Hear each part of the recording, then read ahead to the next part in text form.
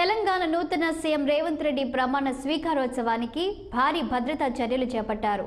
రేపు ఎల్బీ స్టేడియంలో జరిగే కార్యక్రమానికి పటిష్ట బందోబస్తు ఏర్పాటు చేశారు. దీనికి సంబంధించిన ఏర్పాట్లు ఇప్పటికే పూర్తి చేసినట్లు డీజీపీ రవిగుప్తా తెలిపారు. ప్రమాణ స్వీకారం భద్రతపై డీజీపీ రవిగుప్తాతో మా ప్రతినిధి Ramulu face to face. Sir, మనతో రాష్ట్ర డీజీపీ రవిగుప్తా ఉన్నారు. మనతో రేపు ప్రమాణ స్వీకారం సందర్భంగా ఏ విధమైన బందోబస్తు ఏర్పాటు చేస్తున్నారు, ఏ విధమైన చర్యలు తీసుకుంటారో ఆయన మాట్లాడారు. సార్ నమస్తే. సార్, రేపు ప్రమాణ స్వీకారం సందర్భంగా ఏ విధమైన ఏర్పాటు చేస్తా ఉన్నారు?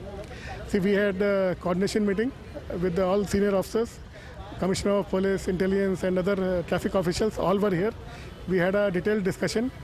There are some changes in the program in the sense the swearing in is likely in the afternoon today. And afternoon means more public, ఎక్కువ పబ్లిక్ వస్తారు. So accordingly we are modifying the bandobast. We will take suitable precautions.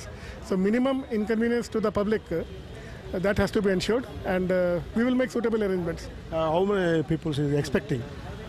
As per the organizers, they are expecting 1 lakh plus. So అదేవిధంగా sir, Delhi నుంచి కానీ ఇతర out of states నుంచి కానీ VIPs వస్తున్నారు. AICC, Sonia Gandhi, also Rahul Gandhi, Priyanka Gandhi, and Begumpet airport, Shamshabad airport రెండు ఏ విధమైన ఏర్పాట్లు చేస్తున్నారు? Yes, the list of VIPs and after confirmation, that is likely to be received by evening. Once confirmed, we will make arrangements.